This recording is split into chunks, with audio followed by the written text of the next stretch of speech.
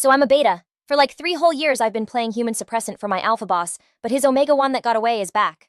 So obviously I packed my bags to bounce tonight, but I barely made it to the airport before my boss totally cornered me. He gritted his teeth and was like, "Where do you think you're going?" I just faked a smile and shot back, "To roll out the welcome mat for your girl, believe it." Ugh, Vuk Jiangoyen, hurry up. Seeing that text, I could only let out a massive sigh. Gone was going feral again. And I had just asterisk gotten back from this blind date my mom set up. I still smelled like the guy's white tea cologne. At 9 o'clock at night, I was reaching for that one perfume bottle, the 1-liter one, and doused myself from head to toe before grabbing a cab. Gone, the ultimate top-tier alpha with the craziest heat cycles. So many Omegas are dying for his mark, but he couldn't care less.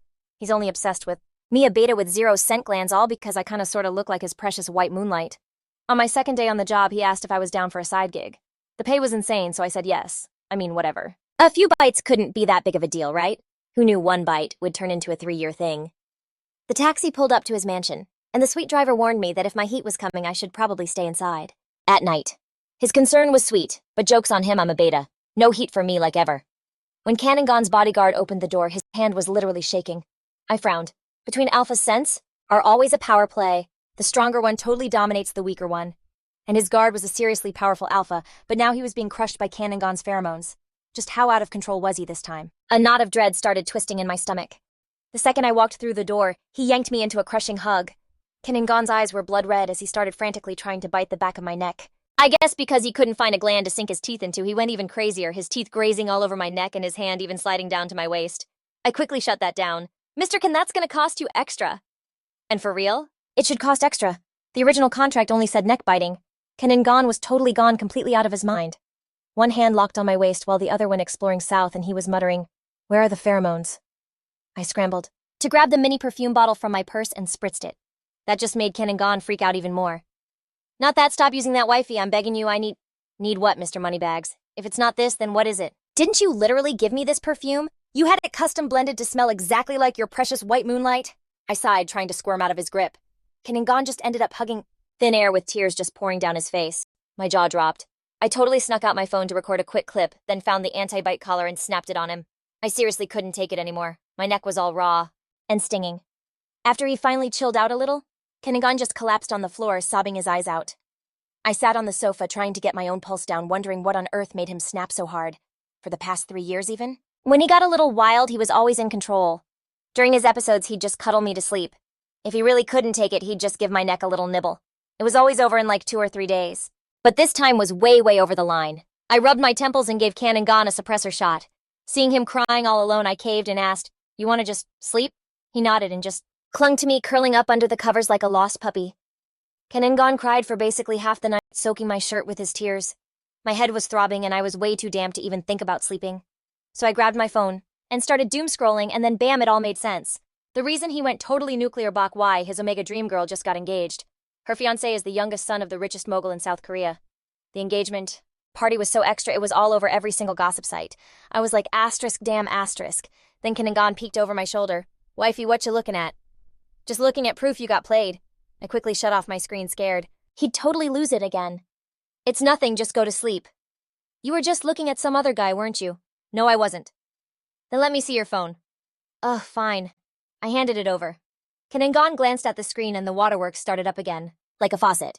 "You're not just looking at another guy, you're looking at 2 of them at once. Oh my god. He is so gonna regret this when his heat finally breaks, I swear." For the next few days, I was still stuck at Gone's place. Our conversations basically went like this: "Wifey, I want to mark you. I'm a beta. You literally can't." "Wifey, can I have a kiss?" "Nope, that's an add-on." "Don't you love me anymore, wifey?" My head was about to explode. I was screaming on the inside, "Love you as if. The second I make enough cash, I am so out of here." This life was just not the vibe. Then one glorious day, the good news finally dropped. Gone's rut was over. The minute he woke up this morning, I realized the lack of those clingy wifey calls. And weirdly, some tiny part of me felt empty, whatever. I pushed that thought away and gave him my most professional goodbye. Gone's eyes kind of flickered like he wanted to say something, but in the end, all he said was, "I'll have someone drive you home. Hey, I'm not about to turn down a free ride." The next day, I was getting ready for work. I reached for my usual perfume, but then it hit me his white Moonlight had gotten engaged. Making him smell her signature scent right now would be like pouring gasoline on a bonfire, so I put the bottle away. For the first time in 3 years, I walked into the office feeling totally free and normal. My job as his executive assistant isn't that complicated. It just means I'm around the CEO a lot. We both get the deal. We have an unspoken rule to never bring up what happens during his episodes. It's been our system for years. But today, Cận was acting different. He kept finding excuses to walk past my desk. It was so weird that I finally just asked, Mr. Can I help you with something? Why aren't you wearing any perfume today? Was he low-key calling me out for not smelling like Bok Y anymore? I was shook. Dude, the girl is engaged and you're still this obsessed. For real, the power of the one that got away is just unreal. Totally judging me. Good thing I was ready for it and whipped out the mini perfume I keep in my bag for a quick spritz. Cận looked satisfied, the corner of his mouth twitching up before he finally went back to the CEO's office like a good boy. At the end of the day, I got a text from that guy my mom tried to set me up with a few days ago. He asked me to dinner and I basically wrinkled my nose and shut him down instantly. But get this, he was already waiting downstairs in front of the building parked in this super flashy car. That of course made everyone stare.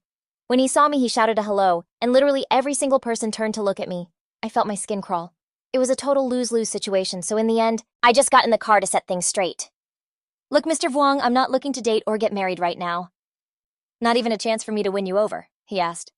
Nope, and what you did today was super awkward for me. Vuong. Shuang probably didn't expect me to be so blunt. He just froze, then after a second he stammered, So, can we be friends? I promise I won't bother you. It had gotten to that point, so I just had to nod. For dinner tonight, he said. Just as friends, please have dinner with me. In this world, the last thing you need is another enemy. It's just dinner with a friend, right? So I agreed. When we got to the restaurant, Vuong Shuang awkwardly asked the staff to take down all the romantic decorations to fit the whole just friends vibe. During dinner, we actually had a pretty good conversation. Vuong Shuang was super polite and chill, the total opposite of Cận. That absolute psycho. But for some reason, Cận face just kept popping into my head. I suddenly remembered him sitting on the floor, bawling his screechy voice calling out wifey, and the feel of his hot breath on my neck. When he got all jealous asking, Why are you looking at another guy? The more I thought about it, the hotter I felt like a slow-burning fire was starting in my chest. I looked up, my eyes fixed on Vuong Shuang, and he didn't look so nice anymore. His face was all twisted into this sly, smug look. Crap, I shot up trying to bolt for the door, but my legs were like jelly and I nearly collapsed. He grabbed me, his huge hand clamping over my mouth, to choke back my screams. I'm so sorry my maid is in her heat cycle, he said, just loud enough for the whole restaurant to hear. Her heat cycle. A perfect excuse, except I'm a beta. I started struggling like crazy, kicking and thrashing, but everyone around us just looked away. An Omega in heat, huh? Wow, the social conditioning here is just fantastic. A cold dread washed over me as he started dragging me toward the car. The stuff he gave me was making my head fuzzy, so I bit down on my tongue hard, hoping the pain would keep me conscious. Suddenly, a dark figure flew past, shattering the tense air. Cận, I think I blacked out in his arms, my vision blurring, as I saw his face dark as thunder. A powerful wave of pheromones hit the air so strong that Vuong Shuang and a few people nearby just collapsed. His grip on me loosened and I scrambled away, falling toward that familiar shadow that was rushing toward me. Cận caught me like I was made of glass. His whole body was tense, his chest rising and falling with ragged breaths. He's furious, I thought hazily, while Vuong Shuang, already on his knees from the pheromonal pressure, tried to crawl away. Oh! A low, raspy voice echoed. A single brutal kick sent Vuong Shuang flying a good 3 meters. A bunch of bodyguards in black suits swarmed in and grabbed him. Cận carried me to the car and the driver quickly raised the privacy screen. His arms tightened around me and I gasped as my last bit of awareness faded into darkness. In the small space, our breaths mixed together. My whole body felt like it was on fire, but everywhere I touched him felt cool and soothing. I couldn't stop myself. My hands started roaming all over him on their own. Cận, I'm so hot! Cận grabbed my hands, his jaw clenched tight. Drive faster and get a doctor to my house now. The air on my skin gave me goosebumps, but I still felt like I was being roasted alive. An invisible fire was raging inside me, burning through every cell. Cận, please help me? Cận bloodshot eyes flashed with a crazy light as he growled out a curse. Lâm Thư, you brought this on yourself. Yeah, I guess I did. When we got home, he kicked the door open, completely ignoring the doctor waiting in the living room, and practically threw me into the bedroom. After we got tangled up for a while, the drug finally wore off and I started coming to my senses. But then Cận went into one of his episodes again. Seriously, his cycle is so messed up. Most people only go through this 3 to 4 times a year. He goes through it 3 or 4 times a month. And once again, Cận was a total mess, crying his eyes out. I was rubbing his back trying to calm him down, but I must have let my guard down for a second. Cận, stop biting me, I don't have a gland and I can't get pregnant, so don't cry and, Cận looked up, his voice all hoarse. Wifey, what are you looking at? He has a real wifey in his heart. Someone who isn't me. It hit me then that I needed to leave, like for real. I had to get out of there. I'm just the stand-in, and I need to start acting like it. That night after Kanagon was dead asleep, I grabbed my stuff and bolted, leaving only a resignation letter behind. The next morning, before the sun was even fully up, I was already at the airport. After I finished checking in, I got a notification that my flight was canceled. I felt a vein in my forehead throb. Just then, a familiar voice whispered right next to my ear. Lam Thư, where do you think you're going? Kanagon's voice sounded like he was grinding his teeth, and it sent a shiver down my spine. Hook up and run. What do you take me for? My knees buckled and I could barely stand. What is even happening right now? For a second, I felt like the main character in some cheesy old drama running away with a secret baby on board. Except in those stories, they usually get away. Me not so lucky. I was caught red-handed. I closed my eyes, took a deep breath, and turned around with the fakest, brightest smile I could manage. I'm here to pick up your one true love, believe it or not. Kanagon just gave me this icy little laugh. You really think I'd buy that who picks someone up by dragging their entire suitcase along? I deflated, hugging my bags and leaning against my suitcase as I slowly sank to the floor. Kanagon stared at me for a moment, and his expression softened a little. He crouched down in front of me and asked gently, "Why did you run away?" Before I could even get a word out, another guy's voice cut in. Kanagon? The voice was full of shock and happiness. A guy came running toward us, his eyes all red. Kanagon, is that really you? Did you come to get me? I looked closer, and with a blink recognized Bak Wai Lang. I probably should have backed off. You know, give them some space. Kanagon's whole vibe shifted. Why are you here? You're back. And then she hit him with the Kanagon, I still like you after all this time. And just like that, I was crashing a love confession. And this totally indescribable sour feeling just hit me in the gut. I gripped my suitcase handle and just bolted. Kanagon freaked and tried to come after me, but Bak Wai grabbed him. Lam Thư, his voice echoed after me. And then he snapped, Bak Wai, let go! Every sound just pushed me to run faster, the rumbling wheels of my suitcase drowning out his crazy footsteps behind me. Then out of nowhere, someone grabbed me by the waist and literally lifted me off the ground. What are you running for? Kanagon was totally out of breath, his hand squeezing my waist like crazy. The look in his eyes, I swear it felt like he wanted to just crush me. I was so stunned all I could stammer out was, What are you doing? I should be asking you that, he shot back. We hook up and then you just dip. What do you think I am? Or was it like anyone would have done that night, Lam Thư, is your heart made of stone or something? I slapped my hand over his mouth before he could say anything else. What are you even talking about? A wave of dread washed over me. Kanagon started dragging me away, grabbing my suitcase with his other hand, not giving me a second to even think. He basically shoved me into the car. No driver, he was driving himself. It was so obvious he was furious. The second the car door shut, he just deflated, resting his forehead on my shoulder. His voice was all thick. Lam Thư, do you really hate me that much? My heart just dropped and I felt myself go soft. Not really. I glanced out the window and saw Bak Wai walking over. And there it was again, that same familiar bitter feeling. I snapped out of it and nudged him. Hey, your one true love is on her way. Kanagon lifted his head, his eyes still a little red. I've been wanting to ask you about that. I don't have a one true love. Oh, really? Then who's that girl outside the window? Bak Wai's brow furrowed as she tapped on the glass. Kanagon, are you seriously trying to piss me off? Kanagon just gave her a completely blank stare. I stayed quiet. Then he turned to me, his gaze totally serious and locked on mine. Lam Thư, I don't have a one true love. I only like you. A confession just like that, out of the blue, left my mind totally blank. Then why does everyone say she's your epic first love? How am I supposed to know, wifey? Where are you even getting this stuff? The work group chat? The rumors seemed so legit.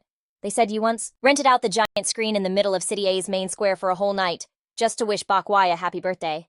And they said when she moved abroad, you were like sobbing in the middle of the street. It's not like she was going off to her own funeral, right? Why didn't you chase after her if you liked her so much? I could only sigh. Seriously, that rumor's legendary at this point. Kanagon chimed in, Wifey, my sensitive phase isn't over yet. I rubbed my temples, feeling the tangled mess in my head get even more complicated. He started acting all clingy again. Wifey, can I have a kiss? Kiss, kiss, kiss. Next thing I knew, he was herding me and my suitcase straight to his place. The second we stepped inside, he was on me like a wild animal, panting like he'd run a marathon. I put my hands on my hips. Seriously, you get this worked up and you don't think you need therapy? Kanagon paused for a beat, then went right back at it. Only you can. Be my cure. Yeah, right, why would I fall for that? When his whole sensitive phase was finally over, I practically crawled out of bed still shaking. After a ton of arguing, Kanagon finally agreed to take me home. The minute I walked into my room, I caught a faint scent of white tea. Oh, right. I totally forgot about that. That 1-liter bottle of white tea perfume. He still hadn't explained it. Annoyed, I snapped a pic and sent it to him demanding answers. His reply, you don't need to spray that anymore. Oh, fantastic. So his one true love is back in the picture. Guess I don't have to put on a show with the perfume anymore. Huh, no more pretending, right?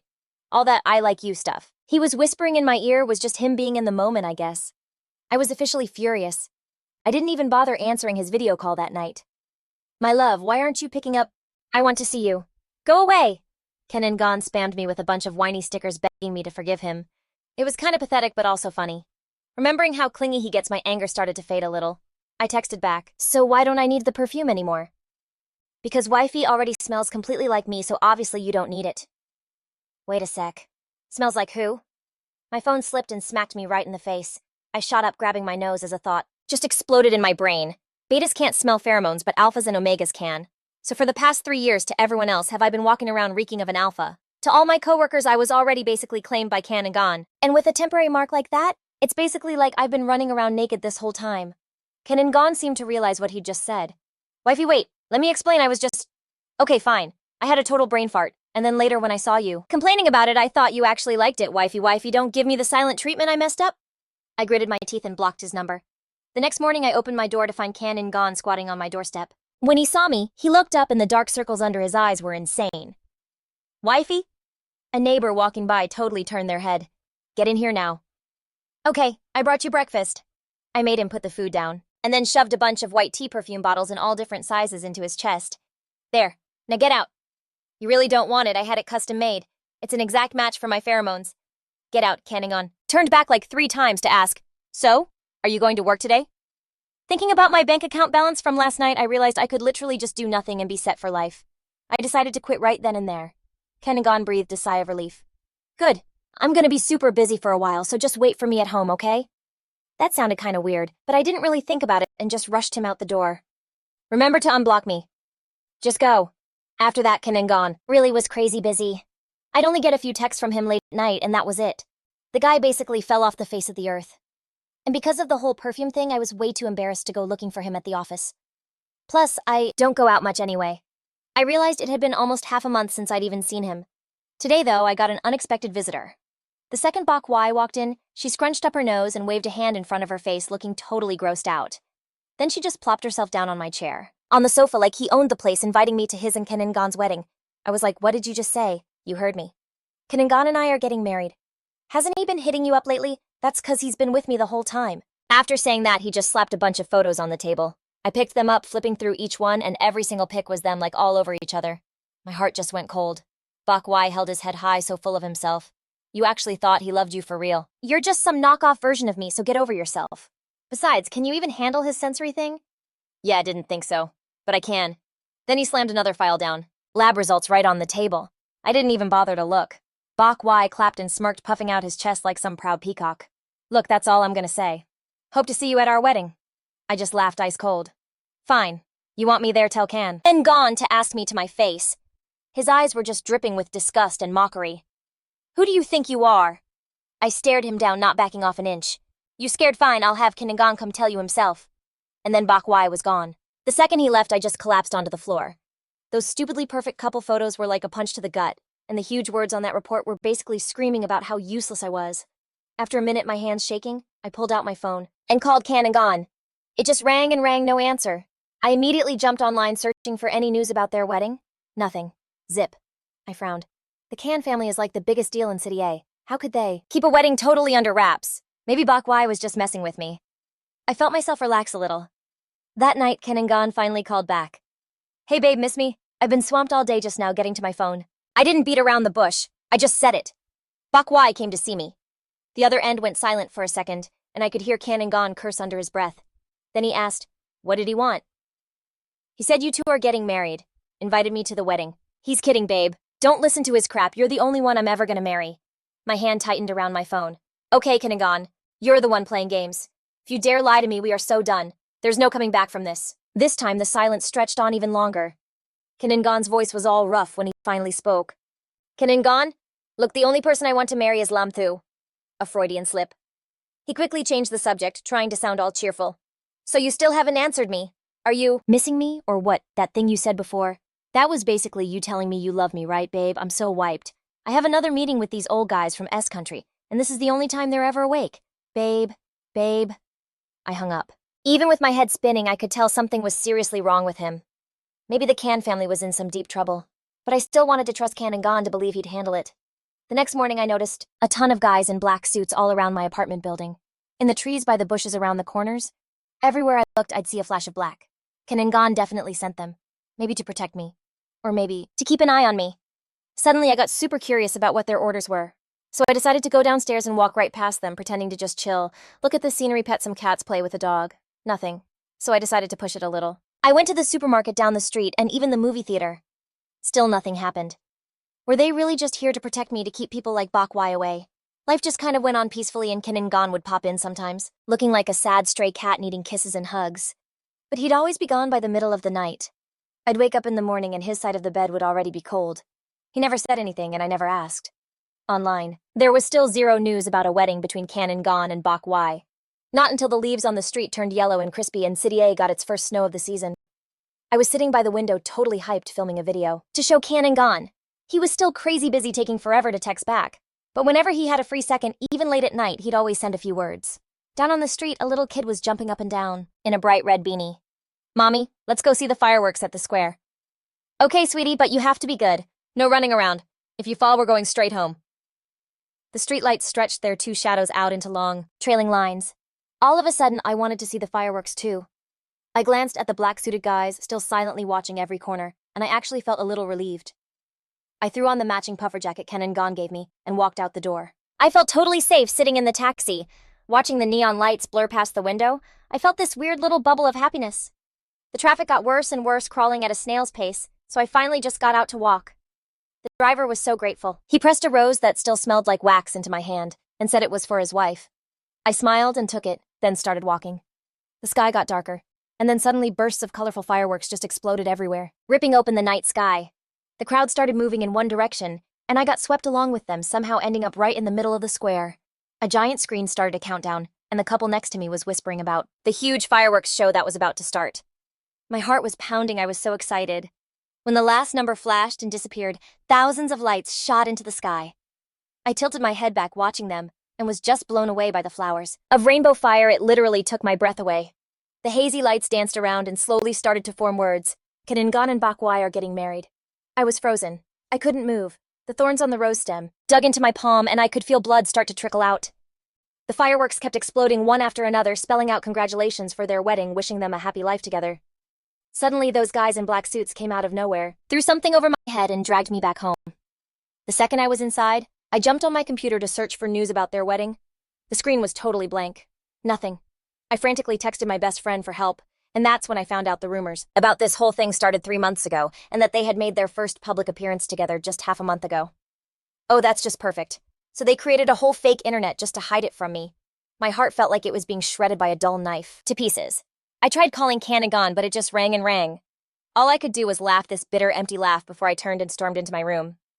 I dug all the way to the back of my closet and pulled out the bottle of white tea perfume, the one I held it like it was my most prized possession. Then I just flipped the cap and poured the whole thing down the toilet.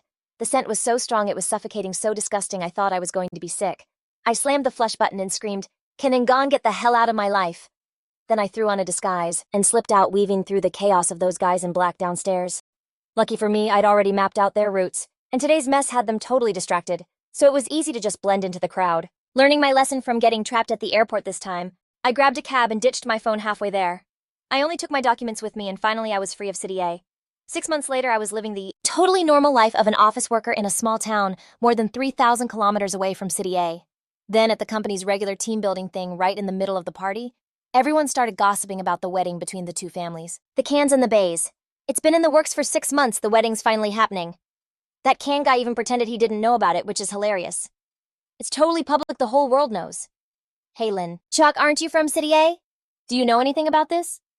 I was just staring into space, holding my drink, and only snapped out of it when I heard my name. I swallowed the bitter taste in my mouth and downed the rest of my drink. I don't really know much about it.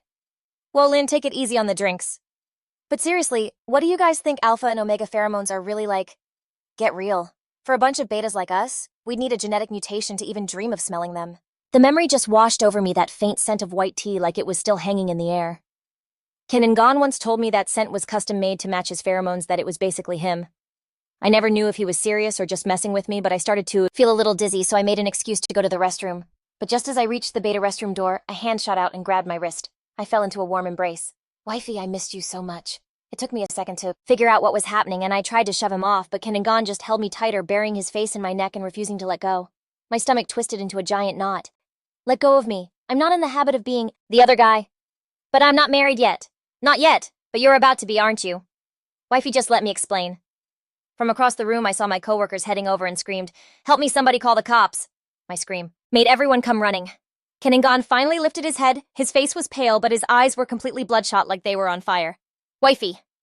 My coworkers rushed to my side, forming a wall in front of me. Who are you? Get out of here or we're calling the police. Wait a sec, aren't you that Cận guy from the news? You look just like him. I quickly jumped in to defuse the tension. He's probably just drunk and has me mixed up with someone else. Everyone just go back. Let's not make a big deal out of this.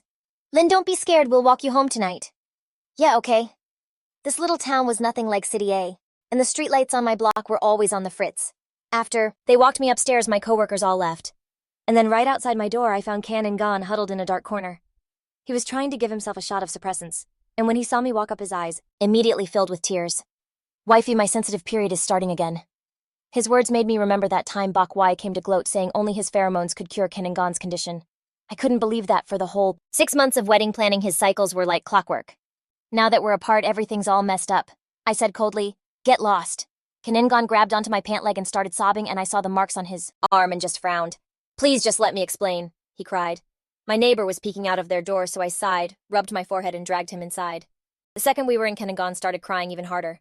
"Shut up," he bit, his lip hard swallowing his tears, looking absolutely pathetic.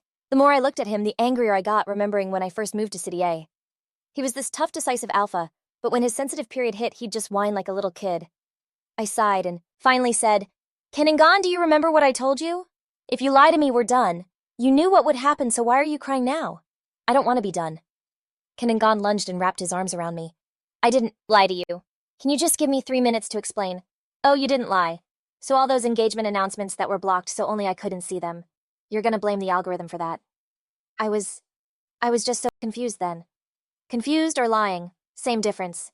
"We're over." Cận let out a pathetic whimper. "I know I was wrong, but it's my sensitive period today. Please don't kick me out, okay?" Just then a huge crash of thunder echoed outside. "Wifey, look, it's pouring. I came here without my phone and I don't have a single cent. If I can't stay here, I'll have to sleep in the hallway." "Then sleep in the hallway." I pushed him out the door and warned him, "If you dare make a sound and bother my neighbors, I will call the cops." It rained like crazy for half the night, and the constant drumming sound kept me awake. I just tossed and turned. Cận, if he's really in his sensitive period, he's definitely going to get sick sleeping in the hallway all night. I pulled out my phone, found a random odd or even spinner, and closed my eyes. Okay, if it lands on an even number, I'll take a blanket out to him. I opened my eyes, and a big bright number 2 was staring back at me. I swear that stupid virtual dice was messing with me, but I had no proof. Not giving up, I spun it again. This time it was a 6. Damn it. I gritted my teeth, pulled a blanket out of the closet, and opened the door looking like death. What a shame there was no one there. "Lin Shu, you're such an idiot." I slammed the door shut. And with that, Cận was officially dead to me again. Pretty soon their wedding day arrived. My coworkers dragged me over to watch the live stream, and everyone was totally hooked. Even our boss didn't bother telling us to get back to work. And just like that, the wedding began.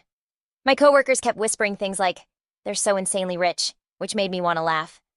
After almost half an hour of broadcasting, the host was probably losing his voice when the 2 grooms finally walked out. The camera panned to Cận in a white suit, looking almost angelic, while Bak Wai just smiled, looking so happy. The host pushed things along. "Cận, do you swear to love your partner for richer or for poorer, in sickness and in health?" Suddenly, Cận snatched the mic, cutting him off. "No, this Cận will only ever love Lin Shu for his entire life." The host's face went white, and he started frantically signaling to someone off screen. The film crew caught the absolute chaos that erupted, the camera panning across the crowd, showing all these middle-aged faces looking completely stunned. One dude even shot up and growled, "Cận gone insane." Then Bak Wai's voice, totally trembling, cut through.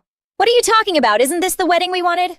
The director totally panicked, accidentally pointed the camera at a white curtain, and suddenly the whole thing started shaking like crazy. A massive motorcycle burst right through the curtain, heading straight for Bak Wai. Exhaust fumes filled the air, clouding everyone's faces. The driver took off their helmet, ran a hand through their thick hair, and it was a face I knew all too well. It was him. The guy who blew up social media for 3 days straight after Bak Wai ditched him before the wedding. And now he was blocking every single escape route. "Babe, when you ran from our wedding, did you ever think this day would come?" Bak Wai looked pale as a ghost, his eyes flicking to the livestream chat.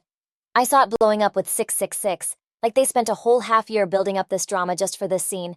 And 999, I can't believe those guys pulled such a savage plot twist. OMG, it was a whole forced proximity billionaire romance. The runaway bride and the MC just completely frozen. Go get the dish soap from the kitchen.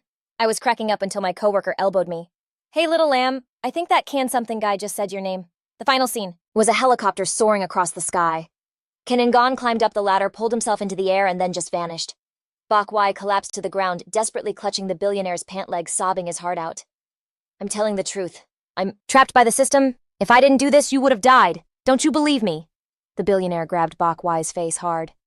You've been reading way too many novels, you're starting to hallucinate. And just like that, the live stream ended. Everyone in the office let out a collective sigh of relief, like we'd all been holding our breath. The older boss lifted his teacup and sighed. Kids these days are just wild. Everyone was nodding like crazy when my phone started ringing. Unknown number. I felt a twitch in my temple, but answered anyway. Cận voice came through, mixed with the sound of the wind. Hey wifey, did you catch the live stream? I slammed the phone off. My coworkers, who were totally eavesdropping, all whipped their heads away, pretending to be busy. Suddenly everyone was super invested in their work, flipping through books, whistling, picking their noses, you name it. I closed my eyes and let out a huge sigh. Sir, I need to request some time off. Granted immediately. Right after that, Cận crew of bodyguards in black suits showed up. Mr. Lamb, the CEO, instructed us that no matter what happened today, we were to give this tape to you.